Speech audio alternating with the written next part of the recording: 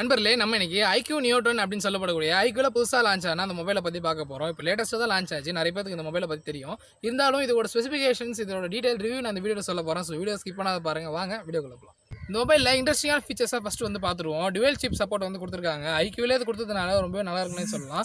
அது மட்டும் இல்லாத ஃப்ரண்ட் அண்ட் பேக் கேமரா வந்து நம்ம 4K ரெசல்யூஷன்ஸ் எல்லாம் வீடியோ ஷூட் பண்ணிக்க முடியும். 60 FPS ரேட் வந்து கொடுத்துருக்காங்க.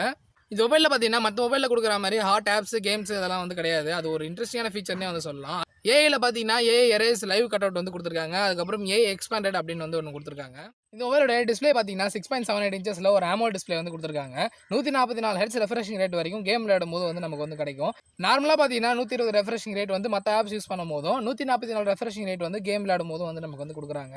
HPM எவ்வளோ கொடுத்துருக்காங்க பார்த்தீங்கன்னா 1800 நிட்ஸ் வரைக்கும் இருக்குது. பீக் பிரைட்னஸ் 4500 நிட்ஸ் வரைக்கும் கொடுத்துருக்காங்க.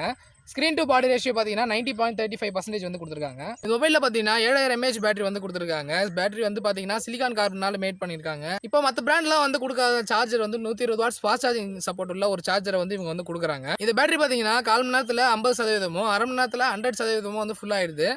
இவ்வளோ திக்னஸ் கம்மியாக இருக்கும் போதும் இவ்வளோ mAh பேட்டரி வந்து இதில் எப்படி கொடுத்துருக்காங்க அப்படின்னு வந்து சுத்தமாக தெரியல. 7000 mAh பேட்டரி அப்படின்றது வந்து ரொம்பவே சூப்பரான ஒரு பேட்டரி தான் சொல்ல முடியும்.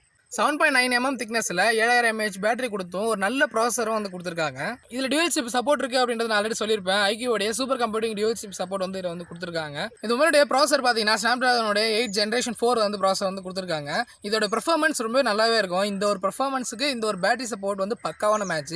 இது மொபைலுடைய வெயிட் பார்த்தீங்கன்னா 212 கிராம் பக்கம் வருது. இப்போ இந்த மொபைலுடைய கேமரா பற்றி பார்ப்போம். பேக் கேமரா பார்த்தீங்கன்னா 50 மெகாபிக்சல் பிரைமரி கேமரா வந்து வைட் ஆங்கிள் கேமராவும் 8 megapixel ultra wide angle camera வந்து கொடுத்துருக்காங்க. ஒரு LED ஃபிளாஷ் இன்க்ளூட் பண்ணியிருக்காங்க. இன்னொன்று வந்து சும்மா டிசைனுக்கு வந்து கொடுத்துருக்காங்க ரவுண்டா.